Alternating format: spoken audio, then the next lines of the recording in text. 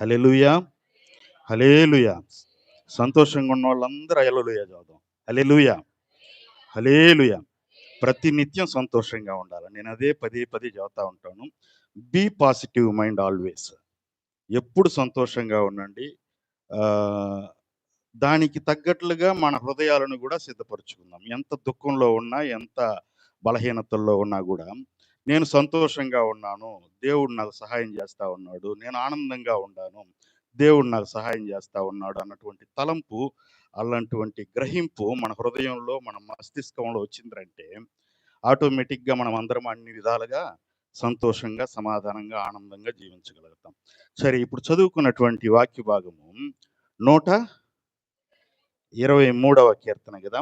ఈ కీర్తన హెడ్డింగ్ ఏమని రాయబడింది? యాత్ర కీర్తన అని జెప్పేసి రాయబడింది. గత వారమే నేను కొద్దిగా చెప్పాను గదా! యాత్ర కీర్తన అంటే ఏందని. ఎ ఎ ఎవరు రాసిన కీర్తన అది? యాత్ర కీర్తన అంటే యాత్రలు చేసేటువంటి వాళ్ళు, భక్తులైనటువంటి వాళ్ళు, నాయకులుగా ఉన్నటువంటి వాళ్ళు. ఒక్కొక్క సమూహంగా యాత్రలు చేస్తా ఉంటారనుకోండి. వాళ్ళల్లో నాయకులుగా ఉన్నటువంటి వారు రచించినటువంటి కీర్తనలు. వాటికి ఎవరు రాసింది అన్నటువంటి పేరు మాత్రం లేదు గానీ, మొత్తం ఎన్ని యాత్ర కీర్తనలు బైబిల్ గ్రంథంలో పొందుపరచబడ్డాయి? 15 యాత్ర కీర్తనలు. ఎక్కడి నుంచి స్టార్ట్ అయ్యి ఎక్కడి దాకా? 120 నుంచి 136 వరకు. లెక్కలు 134 ఏస్తే 13 వస్తాయి. 136 వరకు. 136 వరకు మొత్తం 15 యాత్ర కీర్తనలు. యాత్ర కీర్తనలు అన్నటువంటి హెడ్డింగ్ ఎందుకొరకై ఇవ్వబడ్డది అని చెబితే, గత వారం చూసాం గదా! ఎందుకొరకై ఇవ్వబడ్డది ఆ హెడ్డింగు? సంవత్సరానికి ఏటికి ముమ్మారు మీరు యెరూషలేములో దేవుని మందిరాన్ని దర్శించుకోవాలని జెప్పేసి ఏ పండుగలని గూడా మనం జూసాం. ఏమేం పండగలయ్యి? వారముల పండుగ, ఆ! పర్ణశాలల పండుగ, ఆ! చూడండి. ద్వితీయోపదేశ కాండము 16వ అధ్యాయం 16వ వచనము. త్వరగా ముగిస్తాను. 15 నిమిషాలని చెప్పేసి టైం వేరే ఉంది దాంట్లో. ఆ! ఏటికి ముమ్మారు అనగా పొంగని రొట్టెల పండుగలోను, వారముల పండుగలోను, పర్ణశాలలు ఇవి గుర్తుపెట్టుకోవాలి మీరు. 3 ముఖ్యమైనటువంటి పండుగలు ఆనాడు ఇశ్రాయేలు ప్రజానీకానికి ఇవ్వబడ్డాయి. ఆచరించాలి వీటిని తప్పకుండా. ఎవరెవరు అంటే గనక పారాగ్రాఫ్ అంతా చూస్తే గనక అది అందులోను నిర్గమాకాండంలో గనక చూస్తే, నీ ఇంట ఉన్నటువంటి నీ భార్య గాని, నీ దాసుడు గాని, నీ పశువు గాని, నీ పరదేశి గాని ఎవరైనా సరే అందరూ గూడా ఖచ్చితంగా ఆచరించాల్సిన పండుగలివి అని జెప్పేసి ఆనాడు ఇశ్రాయేలు ప్రజానీకానికి ఇవ్వబడినటువంటి కట్టడ. యాత్ర అనే మాట ఎక్కడొచ్చింది? అదే ద్వితీయోపదేశ కాండంలోనికి వెళ్దాం. 12వ అధ్యాయము 5వ వచనంలో చూద్దాం. 12వ అధ్యాయము. ఆ! నీ సమస్త గోస్త్రములలో తన నామమును స్థాపించుకొనుటకు ఆ! నివాస స్థానముగా ఏర్పరచుకొను స్థలమునకు వెతికి కుమారులు కాదండి. వారం ప్రతి ఆదివారము పరిశుద్ధ దినములో, విశ్రాంతి దినములో నువ్వు సంఘాలుగా ఏర్పడి ఆయన్ని స్తుతించాలి, ఆయన్ని గణపరచాలి అన్నటువంటి కట్టడ మనకు ఇవ్వబడింది. కీర్తనలు అనేది అంటే ఎప్పుడు ఆ కీర్తనలు వస్తాయి మనిషికి తన హృదయంలో నుంచి ఎప్పుడొస్తాయి అవి? సంతోషంగా ఉన్నప్పుడు, ఆనందంగా ఉన్నప్పుడు. ఇప్పుడు ఎక్కడికన్నా ఒక విహారయాత్రకి స్కూళ్ళలో ఎక్స్‌కర్షన్ అని చెబుతారు గదా! స్కూళ్ళల్లో. అప్పుడు ఎళ్తా ఉన్నప్పుడు బస్సుని మాట్లాడుకుంటారు. స్టూడెంట్స్‌కి అందరికి కలిపి. ఆ పిల్లకాయలందరూ ఊర కూర్చొని చేతులు కట్టుకునేసి కూర్చొని నెమ్మదిగా ఎళ్తా ఉంటారా? ఏమేం గంతులు జేస్తారు. ఆ రోజు స్కూల్లో ఎంతవరకు బందులుగా ఉన్నారో వాళ్ళు, ఆ రోజు ఆ బస్సులో వాళ్ళకి అవసరమే వాళ్ళు చేయాల్సుకున్నయన్నీ గూడా చేస్తారు ఆ రోజు. టీచర్లని ఎగతాళి చేయటం గానీ, లేకపోతే పాటలు పాడటం గానీ, క్లాప్స్ కొట్టుకోవటం గానీ, ఈలలేయటం గానీ అన్నీ జేస్తారనమాట. ఎప్పుడు? ఇట్లాంటి ఒక ప్రత్యేకమైనటువంటి స్థలానికి యాత్రలుగా ఎళ్తూ ఉన్నప్పుడు.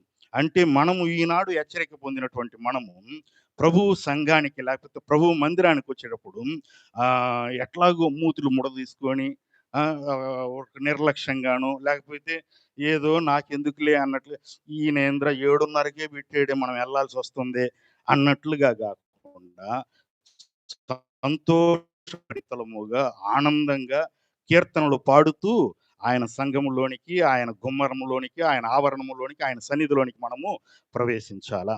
ఇది ఇంట్రడక్షన్ అనమాట కీర్తనలు. ఈ యాత్ర కీర్తనలకి. సరే, ఇప్పుడు మనం చూసుకున్నటువంటి కీర్తనలో ఎన్ని వచనాలున్నాయి? వచనాలు 4. నాలుగోది చివరి వచనము మమ్మును కరుణించుము, మమ్మను కరుణించుము అని మాత్రమే ఉంటది. 3 వచనాలు ముఖ్యంగా ఇక్కడ రాయబడ్డాయి. ఇక్కడ చూస్తే గనక మొదటి వచనంలో ఏమని రాయబడిందిరా అంటే గనక, ఆకాశమందు ఆసీనుడైన వాడా, నీ తట్టు నా కన్నులు ఎత్తుచున్నాను అంటా ఉన్నాడు. ఎవరు రాసింది ఈ పాట అంటే గనక, ఆ యాత్రలు చేసేటువంటి సమూహాన్ని నడిపించినటువంటి ఆ నాయకులు రాసినటువంటి పాటది, కీర్తన అది. అందరూ గూడా ఆయనతో ఏకీభవించి ఈ మాట చెబుతా ఉండారు. ఆకాశమందు ఆసీనుడైనటువంటి వాడా, తట్టు నా కన్నులు ఎత్తుచున్నాను అంటా ఉన్నాడు. ఈ మాట 121 కీర్తనకు కూడా అనుసంధానంగా ఉంటాది ఈ కీర్తన గూడా. అంటే ఆ కొండల తట్టు నా కన్నులు ఎత్తుచున్నాను, నాకు సహాయం ఎక్కడి నుంచి వస్తాదని అక్కడ చెప్పబడింది. ఇక్కడ ఇక్కడేమని రాయబడిందంటే, ఎంతోమంది ఉండొచ్చు కొండల వంటి వారు, బండలాంటి వారు, ఎంతోమంది ఉండొచ్చు.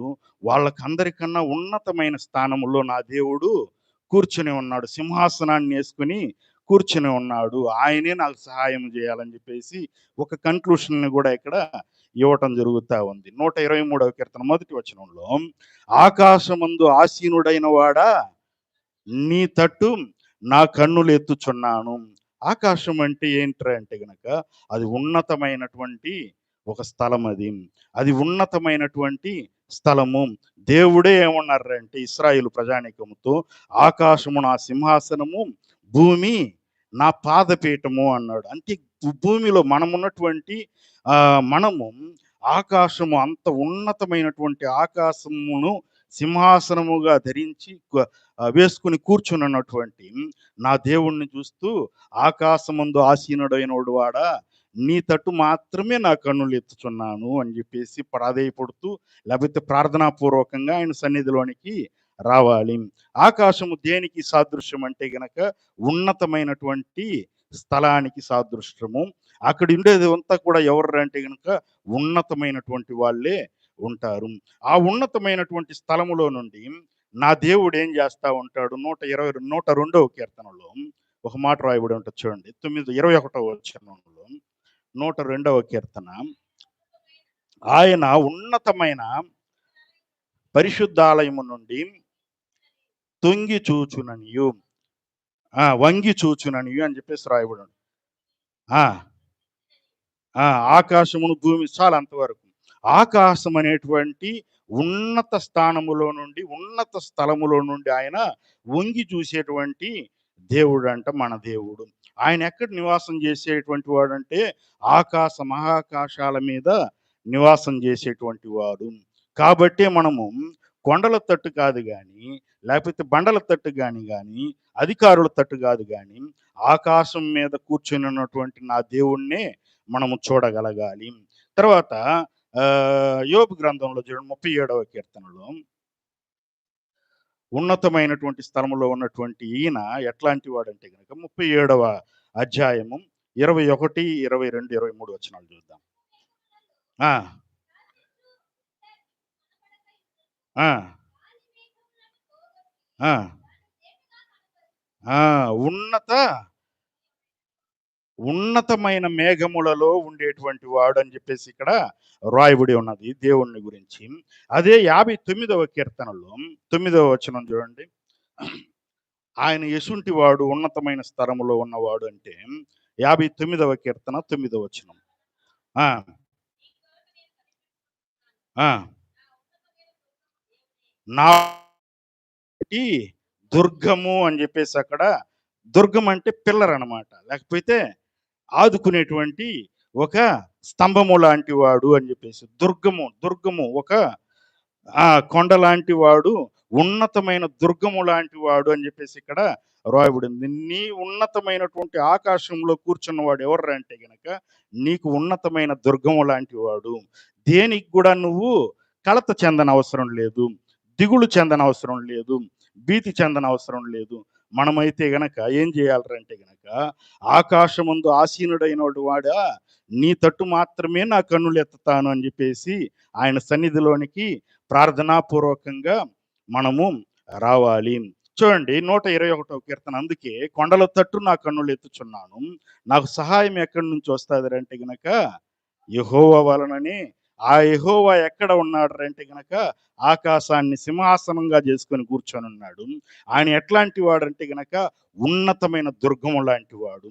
కాబట్టి ఆయనకు మనము ప్రార్థనాపూర్వకంగా మనము మన విన్నపాలని వెలిబు అయితే మనమైతే మన ఉన్నత దుర్గమైనటువంటి యెహోవా నామాన్ని బట్టి మాత్రమే అతిశయపడేటువంటి వారముగా ఉండాలి. ఈ కీర్తనలో మొదటి వచనం ద్వారా మనం నేర్చుకోవాల్సినటువంటి పాఠం ఏమిటంటే ఆకాశమందు ఆసీనుడైనటువంటి మన ఉన్నత దుర్గమైనటువంటి మన దేవుణ్ణి మాత్రమే మనము ఆరాధించే వాళ్ళముగా ఉండాలా. మన విన్నపాలు తెలియజేసుకొని ఆశీర్వాదాలు పొందుకునేటువంటి వారముగా ఉండాలా. ఇక రెండవ వచనాన్ని చూస్తే గనక చూడండి. ఎలా చూడాలిరా అంటే గనక ఎలా చూడాలి? ఆకాశమందు ఉన్నతమైనటువంటి స్థలములో కూర్చున్నటువంటి ఆ దేవుణ్ణి ఉన్నత దుర్గమైనటువంటి దేవుణ్ణి మనం చూడాలా? ఎలా చూడాలి అంటే గనక రెండవ వచనంలో రాయబడింది. ఎలా చూడాలి? దాసుడంటే దాసుడంటే పనివాడు. లేకపోతే ఆనడు దాసులంటే ఇంక బానిసల్లాంటి వాళ్ళన్నమాట. ఆ బానిసల్లాగా లేకపోతే పనివాళ్ళు తన యజమానుని చేతి తట్టు చూస్తారే, ఆ విధంగా మనం చూడాలిరా అంట. చదువురా చిన్న. దాసుల కన్నులు ఆ! ఆ! దాసి కన్నులు తన యజమానురాలి చేతి తట్టును చూచున్నట్లు మన దేవుడైన యెహోవా ఎంతవరకంట? మనల్ని కరుణించేటువంటి వరకంట. ఒక్కసారి అడిగేసేసి ఆకాశమందు ఆసీనుడైనవాడా చెప్పాడే ప్రేమ్ కుమారు, నువ్వు నన్ను కరుణించు అని చెప్పేసి వెళ్ళిపోకూడదు. ఆయన మనలను కరుణించేంత వరకు కూడా మనం ఆయన తట్టు చూస్తూ ఉండాలా. ఆయన్ని వేడుకుంటూ ఉండాలా. ఎలా వేడుకుంటూ ఉండాలా? దాసుడి కన్నులు తన యజమానుని చేతి తట్టును, దాసురాలి కన్నులు తన యజమానురాలి చేతి తట్టును చూసేటట్టుగా అట్లాగా మనము ఎదురు చూస్తూ ఉండాలి. అందుకే లూకాసు సువార్తలో ఆయన ఉపమానాలలో చెబుతా వద్దులేండి చూడొద్దు. 18వ అధ్యాయము లూకాసు సువార్తలో చూడొద్దులేండి. ఉపమానాలలో చెబుతా ఏమంటాడు అంటే ఒక అన్యాయస్తుడైనటువంటి న్యాయాధిపతిని గురించి చెప్పాడు ఆయన. ఆమె విధవరాలు పేద విధవరాలు ఆయన దగ్గరికి వచ్చేసి గోజాడుతూ మాటి మాటికి వచ్చి అడిగినందువల్ల అబ్బా ఈమె యొక్క తొందర తప్పించుకోవటానికి నేను త్వరగా వెళ్ళి ఆమెకి న్యాయం చేస్తానని చెప్పేసి ఆ అన్యాయస్తుడైనటువంటి ఆ న్యాయాధిపతి అనుకున్నాడు. మన దేవుడైతే ఉన్నత దుర్గము అని చెప్పేసి ఆయన మనకి భరోసా ఇస్తున్నటువంటి దేవుడు. అంత గొప్ప దేవుడు, నీకు అన్నిటికీ నేనే దిక్కనేటువంటి వాగ్దానం చేసినటువంటి దేవుడు మనము అడిగితే మనకు సహాయం చేయకుండా ఉంటాడా? తప్పకుండా చేస్తాడు.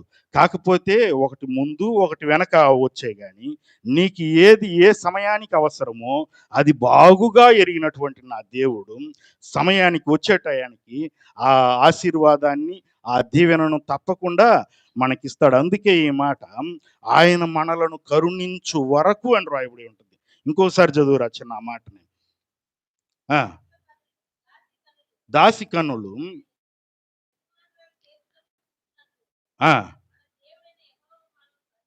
మనలను కరుణించు వరకు ఆయన తట్టు చూడాలంట. ఆయన మనలను కరుణించేటువంటి వరకు, ఆయన దగ్గర నుంచి ఆశీర్వాదాన్ని పొందుకునేంత వరకు నీ హృదయ తలంపులు ఏదైనా సరే అన్నిటినీ అడుగని చెప్పాడు ఆయన. నీ హృదయ వాంఛలు పరిపూర్ణమయ్యేంత వరకు కూడా అన్నిటిని అడుగని చెప్పేసి. అందుకే ఒక కవి ఏమని రాశాడంటే తెలుగులో కడలిని మించిన అసలు నా హృదయంలో దాచానని చెప్పాడు. ఏమని? పిడికిలి మించని హృదయంలో కడలిని మించిన ఆశలు అని చెప్పేసి. మనిషి హృదయంలో ఎన్నెన్నో ఆశలు ఉంటాయి. కడల ఎంతది? కడలి ఎంతది? సముద్రం దగ్గరికెళ్ళేసి చూసామనుకోండి, కనుచూపు మేరకు దాటి ఉంటదది. కనుచూపు ఎంతవరకు పోతాదో అంతకు గాదు, అంతకు మించి ఉంటదనమాట. ఒక మనిషి పిడికిలి మించినటువంటి హృదయంలో కడలిని మించిన ఆశలుంటే, అన్ని ఆశలను తీరుస్తాడా నా దేవుడంటే గనక తప్పకుండా తీరుస్తాడాయన. ఆయనిచ్చే భరోసా అదేననమాట. ఏమంటున్నాడు? ఉన్నత స్థలములో లేకపోతే ఆకాశమందు సింహాసనం వేసుకొని కూర్చున్నటువంటి ఉన్నత దుర్గమైనటువంటి నా దేవుడు, నువ్వు ఏ ఆశను లేకపోతే నీ కోరిక ఏదైనా సరే నువ్వు అడిగితే ఆయన తీర్చటానికి సంసిద్ధత కలిగి ఉన్నాడు. సరే, మూడవది చూస్తే గనక 3, 4 వచనాలు కలిపి చదువురా చిన్న. యెహోవా మేము అధిక తిరస్కారం పాలైతిమి, అహంకారుల నిందయు ఆ! మా మీదకి అధికంగా వచ్చున్నది. చాలమ్మా.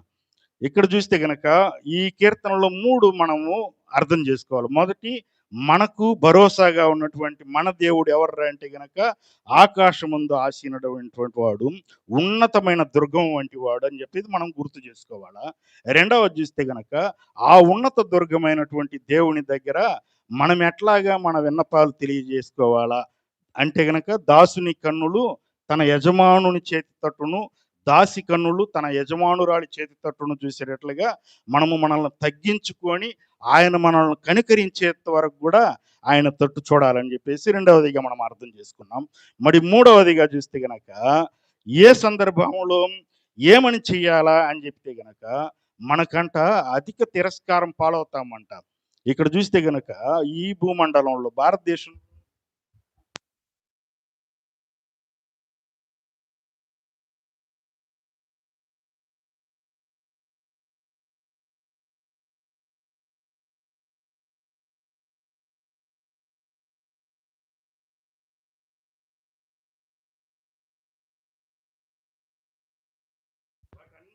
కూడా మనం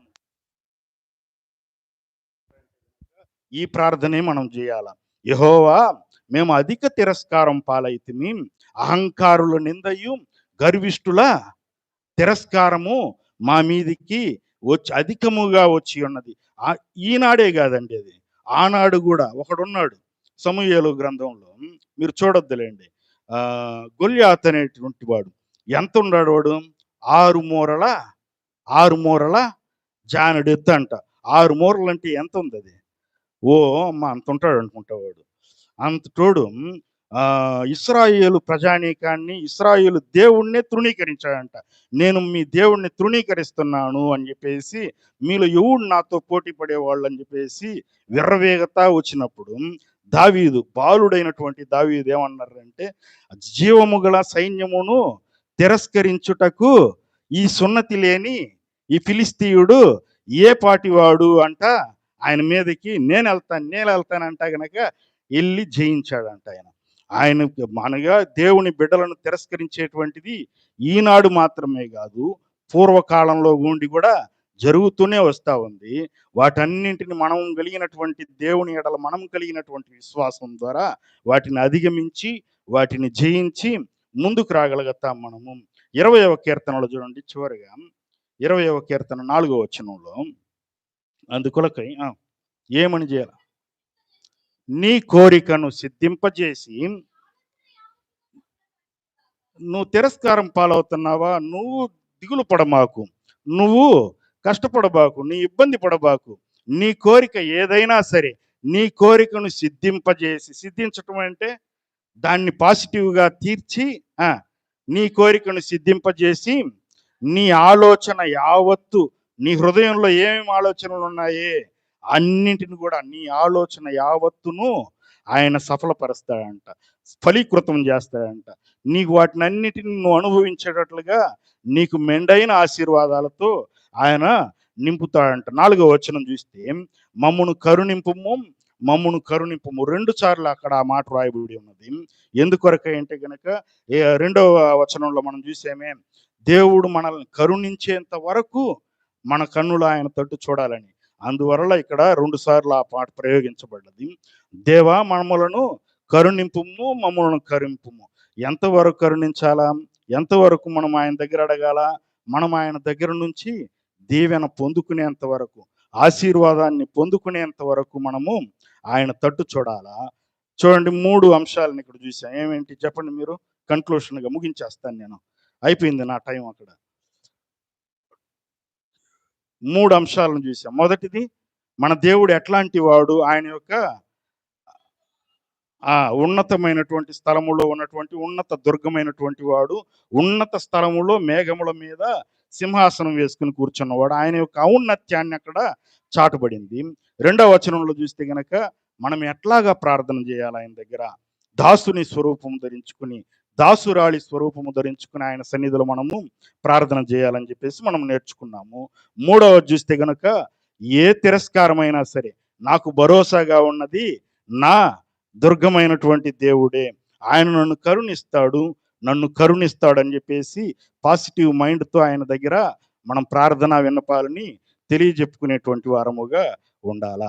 అట్లాంటి ధన్యతను, అట్లాంటి దీవెనలను ఆ పరిశుద్ధాత్మ దేవుడే, కుమారుడైనటువంటి దేవుడే, తండ్రి అయినటువంటి దేవుడే మనకందరికీ అనుగ్రహించి నడిపించును గాక. ఆమేన్. ఆమేన్. హల్లెలూయా.